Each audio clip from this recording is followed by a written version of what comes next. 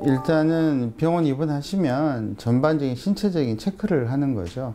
그러니까 사람에서 제일 중요한 게 이제 생체학적 지구라 그래가지고 혈압, 맥박, 체온, 호흡 이거거든요. 이제 알코올 전증 환자들이 술을 많이 드신 경우에는 이런 그 생태학적 증후가 좀 불안정해요. 그래서 이런 것들을 좀 체크를 해보고요. 그 외에 이제 술이 몸에 일으키는 질환에 대한 검사를 하는 거죠. 예를 들어서 머리부터 시작해서 심장이라든가 폐, 위, 간, 신장, 비장, 췌장 이런 것들을 하고요. 그 다음에 이제 몸 안에 정상적으로 신경이 작동하는가 이런 자율신경계통도 검사를 하는 거죠. 그러니까 일반적인 병원에서 하는 그 종합진단 정도의 검사를 하게 됩니다. 술을 드시면 몸 안에 이제 간에서 대사하는 지질대사가 있어요. 몸에 이제 지질이라고 있는데 기름기. 이제 그 대사하는 과정에서 중성지방이 과도하게 생성이 됩니다. 이 중성지방이 이제 콜레스테롤 중에 한 종류 중에 하나인데 이 중성지방이 과도하게 축적이 돼서 이게 간으로 가서 이게 축적이 됩니다. 간을 덮어버리는 겁니다. 그래서 흔히 말하는 이제 간 전체 무게에서 이 중성지방이 5% 이상을 차지할 때 우리가 지방간이라고 합니다. 지방간은 알코올성 지방간과 비알코올성 지방간이 있는데 이런 술 때문에 생기는 중성지방 때문에 생기는 것 보고 우리가 알코올성 지방간이라고 하죠. 이 알코올성 지방간은 병원 입원하는 환자분들의 되게 90% 이상 대부분 갖고 있는 병이고요. 이 알코올성 지방간은 증상이 없어요. 아프지도 않고 그렇기 때문에 대부분 환자분들이 간과하고 넘어가 버리죠. 그래서 계속 술을 드시면 이 알코올성 지방간이 알코올성 간염이 됩니다. 정확하게 하면 알코올성 지방간염이 되는 거죠. 지방간염은 그때부터 간세포가 지방 때문에 파괴되는 경우입니다. 염증이 심해서 이때부터는 이제 간이 이제 붓기도 하고요. 몸에 이제 증상이 나타나기 시작하죠.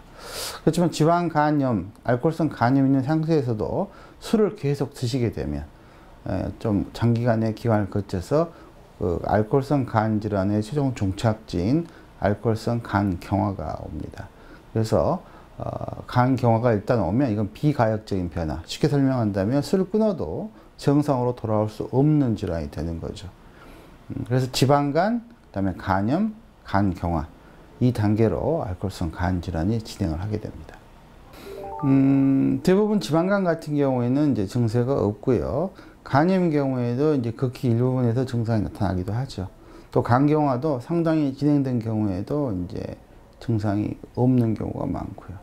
실질적으로 제가 본 환자분 중에서 이제 50대 남자분이셨는데 술을 일주일에 거의 매일 드시다시피 하는 분이셨어요.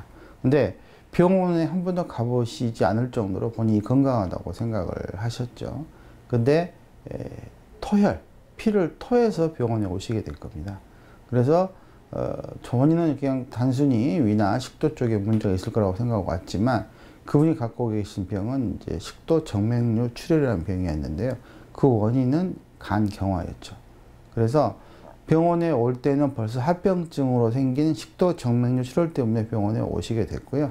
하지만은 그 전에 알코올에 의해서 간경화가 왔는데도 본인이 전혀 모르는 상태였죠. 그래서 이분 같은 경우는 굉장히 본인이 간경화라는 것을 받아들이기 힘든 그런 상황이 됐었죠.